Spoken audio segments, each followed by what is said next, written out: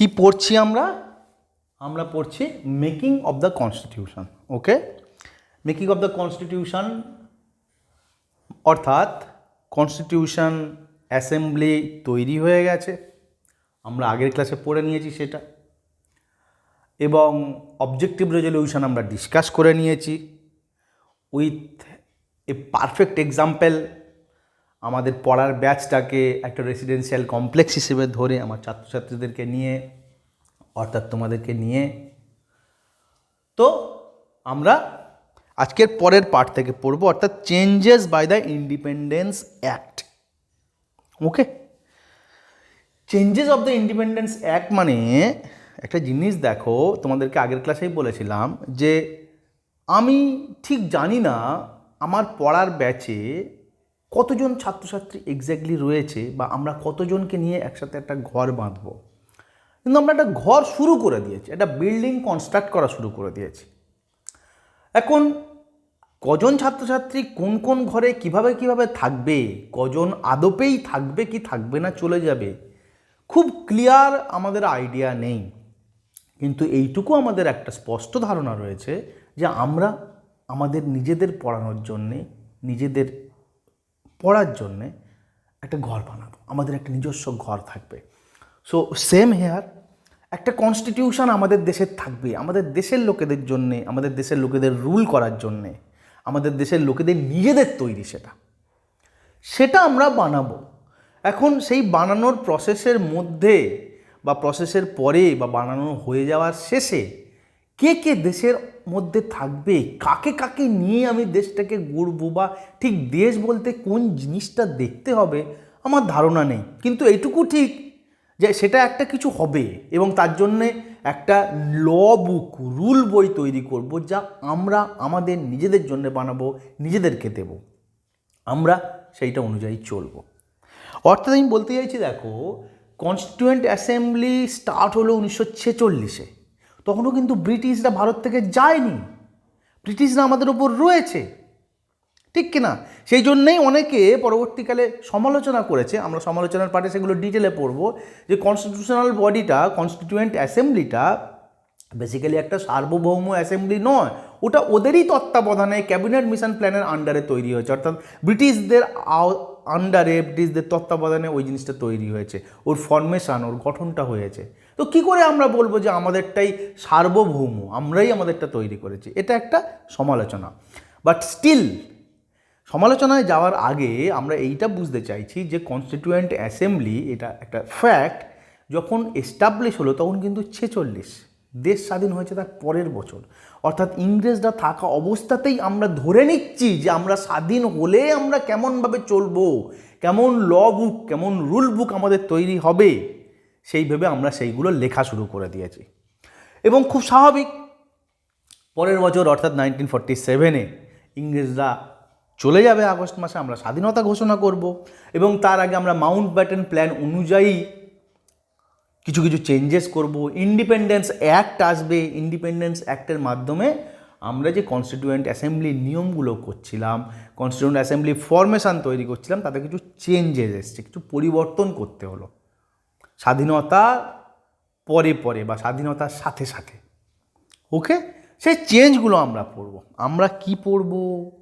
আমরা লক্ষ্মীকান্তর Indian polity line by line পড়ব। আমরা কারা?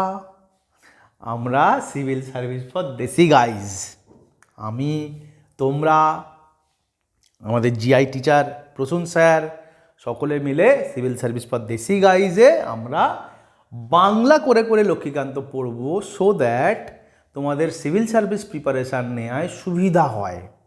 তোমরা লক্ষ্মীকান্ত পড়ে যাচ্ছ কিন্তু বুঝতে পারছো না শব্দের মানে, অন্তর্নিহিত অর্থ এরকম যেন না হয়। নিজের মাতৃভাষায় জিনিসটা বুঝলেই সবচেয়ে ভালো বোধ তৈরি হবে, সবচেয়ে ভালো আন্ডারস্ট্যান্ডিং তৈরি হবে। ক্লিয়ার? চল, changes by the Independence Act. The representatives of the princely states who had stayed away from the Constituent Assembly gradually joined it.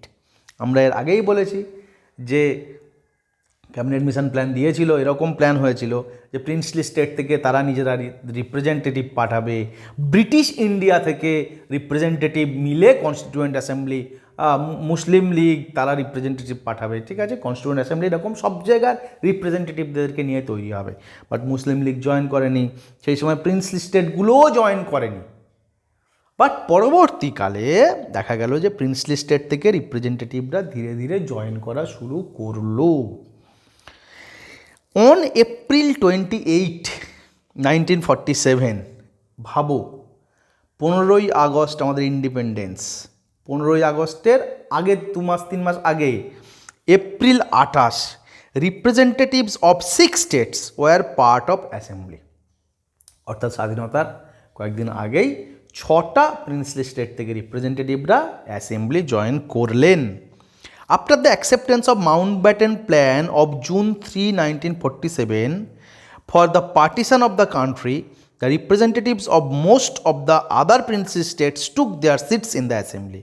অর্থাৎ দেশ ভাগের জন্য যে মাউন্টব্যাটেন প্ল্যানটা এসেছিল জুন 3, 1947 সালে, সেই মাউন্টব্যাটেন প্ল্যানটা ডিক্লেয়ার হওয়ার পরে, অর্থাৎ যখন এটা ডিক্লেয়ার হলো অফিসিয়ালি যে দেশটাকে ভাগ করতে হবে, পাকিস্তান এবং ভারত দুটো আলাদা দেশ হবে, পাকিস্তানের দুটো পার্ট থাকবে, ভারতের পূর্ব দিকে একটা, ভারতের পশ্চিম দিকে একটা, ওকে, যেটাকে আমরা পূর্ব পাকিস্তান পশ্চিম পাকিস্তান, এখন পূর্ব পাকিস্তানটাকে বাংলাদেশ বলি, পশ্চিম পাকিস্তানটা একটা শত্রু দেশ হয়ে গেল, পূর্ব পাকিস্তান আমাদের বন্ধু দেশ হয়ে গেল, ঠিক কিনা?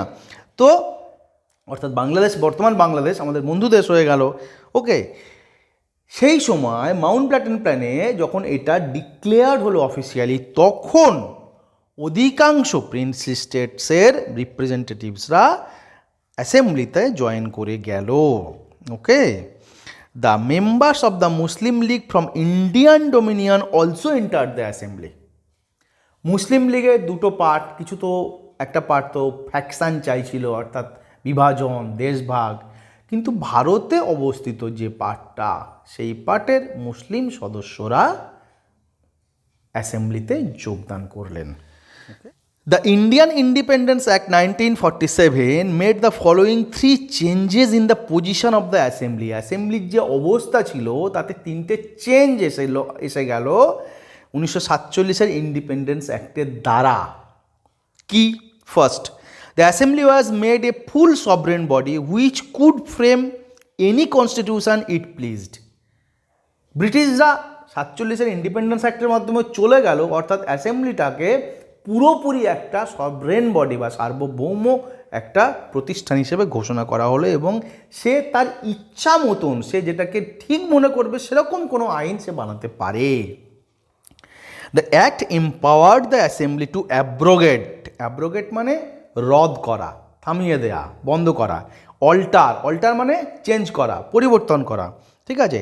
The act empowered the assembly to abrogate or alter any law made by British parliament in relation to India.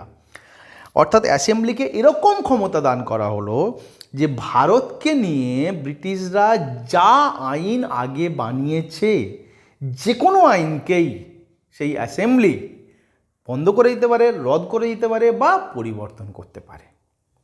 Clear? চলো, second point, the assembly also became A legislative body. Assembly একটা লেজিসলেটিভ বডি হয়ে গেল, অর্থাৎ আইন তৈরি করা একটা সংগঠন হয়ে গেল। In other words, to separate functions were assigned to the assembly, that is making of constitution for free India and enacting of ordinary laws for the country. ইংরেজরা চলে গেল, কনস্টিটিউয়েন্ট অ্যাসেম্বলি কি বানাচ্ছে? কনস্টিটিউয়েন্ট অ্যাসেম্বলি একটা constitution বানাচ্ছে, একটা rule বুক বানাচ্ছে, একটা ল বুক বানাচ্ছে। কেন?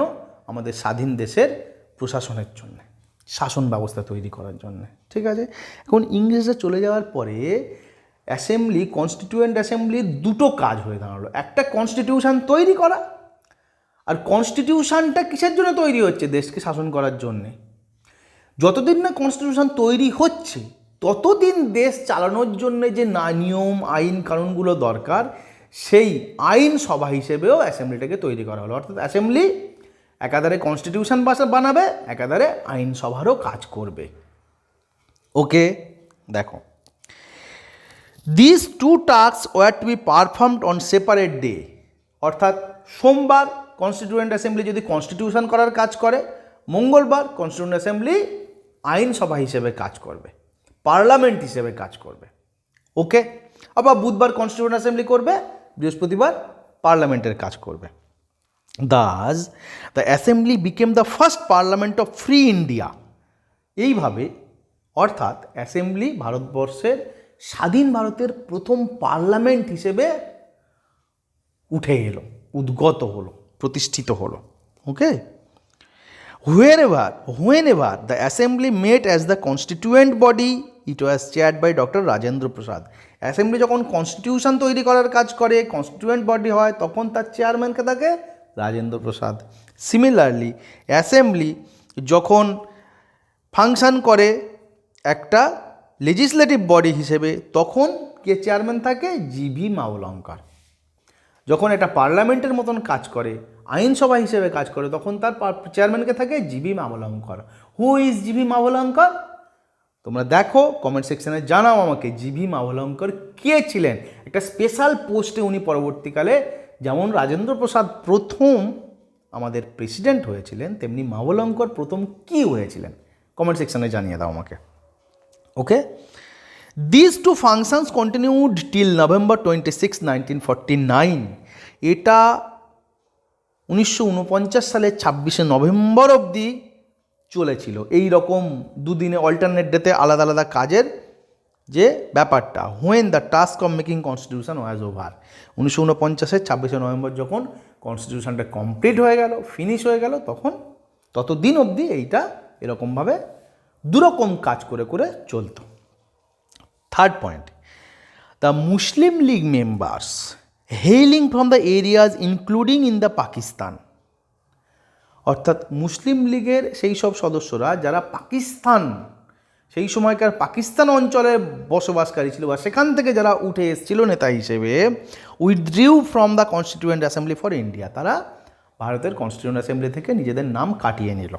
ওকে, consequently the total strength of the assembly came down to 299 as against 389 originally fixed in 1946 under cabinet mission plan. অর্থাৎ যখন বৃহৎ ভারতবর্ষ ছিল, ভারতবর্ষ টুকরো হয়নি, ভাঙেনি, তখন ক্যাবিনেট মিশন প্ল্যান অনুযায়ী ভারতের কনস্টিটিউয়েন্ট অ্যাসেম্বলির সিট ছিল 389। সেটা চেঞ্জ হয়ে গেল যখন পাকিস্তানটা আলাদা হয়ে গেল, টুকরো হয়ে গেল, ভারত ছোট হয়ে গেল, তখন হলো 299। Okay, the strength of the Indian provinces formerly known as British provinces. তিনটে ভাগ ছিল কি না, দুটো ভাগ ছিল মেনলি, একটা ব্রিটিশ ইন্ডিয়া, একটা ইন্ডিয়ান প্রিন্সলি স্টেটস বা ইন্ডিয়ান স্টেটস। তো ব্রিটিশ প্রভিন্সের অঞ্চল থেকে লোকজন, যেহেতু ওটাও কমে যাবে, কমে গিয়ে 296 থেকে হয়ে গেল 229, পাকিস্তান ভাগ হয়ে যাওয়ার ফলে।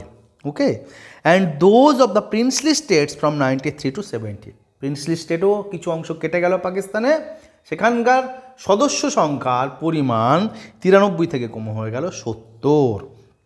The state wise membership of the assembly as on December 31, 1947 state অনুযায়ী অ্যাসেম্বলির মেম্বার কেমন সেটা তোমাদের টেবিলে দেয়া আছে, টেবিলটা একবার দেখে নেবে, এক ঝলক দেখে নেবে, খুব ডিপে যাওয়ার দরকার নেই, কিন্তু একটা ধারণা তৈরি হবে যে কোন স্টেট থেকে কেমন পরিমাণ নাম্বার আমরা কনস্টিটিউয়েন্ট অ্যাসেম্বলিতে রেখেছিলাম।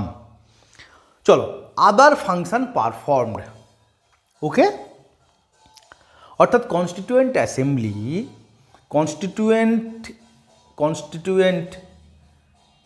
অ্যাসেম্বলির যে মেন কাজ কনস্টিটিউশন তৈরি করা, সেইটা করছেন, এবং প্যারালালি একটা পার্লামেন্টের কাজ করছে লেজিসলেটিভ বডি হিসেবে। এই প্রধান কাজ দুটো ছাড়াও কিছু অপ্রধান ছোট ছোট কাজ করেছে বা অন্যান্য কাজ করেছে। সেই অন্যান্য কাজগুলো কি? অপ্রধান ছোট ঠিক না, ওই দুটোকে যদি মেন কাজ ধরি, অন্যান্য কাজ কি? In addition to the making of the constitution and enacting ordinary laws, Constituent Assembly also performed following function. Number 1, it ratified the Indians' membership of the Commonwealth in May 1949. 1949 সালের মে মাসে ভারতবর্ষ কমনওয়েলথের মেম্বারশিপকে, সদস্য পদকে সমর্থন করে। Okay, next, it adopted the national flag on July 22, 1947। 1947 সালের July 22-এ national flag গৃহীত হয়। It adopted the national anthem on January 24, 1950। 1950-এর 24শে জানুয়ারি ন্যাশনাল অ্যানথেম গৃহীত হয়। সেম ডেটে ন্যাশনাল সং গৃহীত হয়। Do you know what is the national anthem of our nation and what is the national song of this country? And কারা সেগুলো লিখেছিলেন আমাকে কমেন্ট বক্সে জানাও দেখি, কারা কারা সেগুলো লিখেছিলেন এবং সেই দুটো কী কী। চলো, এবং তার মধ্যে আমাদের গর্বিত হওয়ার কি আছে? অবশ্যই আমাদের গর্বিত হওয়ার আছে। ইয়েস, সিভিল সার্ভিস ফর দেশি গাই, সেই জন্য গর্বিত হয়। 5 number, it elected doctor Rajendra Prasad as the president of India on January 24, 1950। 1950 সালের 24শে জানুয়ারি রাজেন্দ্র প্রসাদ ভারতবর্ষের প্রথম প্রেসিডেন্ট হিসেবে ঘোষিত হন। In all, the constituent assembly had 11 sessions over 2 years, 11 months and 18 days। 11 মাস, 2 বছর, 11 মাস 18 দিন ধরে 11টা সেশনের মধ্যে দিয়ে 11 বার আলাদা আলাদা করে বৈঠক করেছে, ঠিক আছে, সেশনে কনস্টিটিউয়েন্ট অ্যাসেম্বলি সময় নিয়েছে। দ্য কনস্টিটিউয়েন্ট মেকার্স হ্যাড গান through constitutions of about 60 countries and the draft constitution was considered for 114 days। অর্থাৎ 60টা আলাদা আলাদা দেশের কনস্টিটিউশন পড়ে সেইটাকে কম্পাইল করে আমাদের দেশের কনস্টিটিউশন বানানো হয়েছে এবং ড্রাফট কনস্টিটিউশন 114 দিন ধরে বিবেচনা করা হয়েছিল যে এটা কি করা হবে। The total expenditure incurred on making the constituent amounted to 64 lakh, 64 লক্ষ টাকা খরচ হয়েছিল এই বিষয়টার উপরে। On January 24, 1950, the Constituent Assembly held its final session. It, however, did not end and continued as the Provisional Parliament of India from January 26, 1950 till the formation of new Parliament after the first general election in 1951-52। অর্থাৎ 1950 সালে 24শে জানুয়ারি constitution assembly তার final সেশনটাকে hold করে, প্রথম শেষ session বসে। কিন্তু এটা এখানেই শেষ হয়ে যায়নি, ওকে, এটা কন্টিনিউ হয়েছিল 26শে জানুয়ারি 1950 থেকে, অর্থাৎ কনস্টিটিউশন যেদিন ডিক্লেয়ার করা হলো কনস্টিটিউশন ডে, এবং 1951-52 জেনারেল ইলেকশন অবধি। জেনারেল ইলেকশন হবে, প্রথমবারের ইলেকশানে মন্ত্রী মিনিস্টাররা তৈরি হবে, রাজ্যসভা লোকসভায় পার্লামেন্টে নতুন সরকার তৈরি হবে, ততদিন অবধি নতুন সরকার এসে নতুন আইনসভা তৈরি করবে। তো সেই ইলেকশন অবধি অপেক্ষা করতে হবে না আমাদের। জেনারেল ইলেকশন না হলে কারা সরকারে আসবে, কারা আইনসভায় বসবে? যতদিন না নতুন সরকার তৈরি হলো বা প্রথমবারের ভোটের মাধ্যমে সরকার তৈরি হলো দেশে, স্বাধীন দেশে, ততদিন অবধি কনস্টিটিউয়েন্ট অ্যাসেম্বলি কন্টিনিউ হয়েছিল। ওকে, চলো।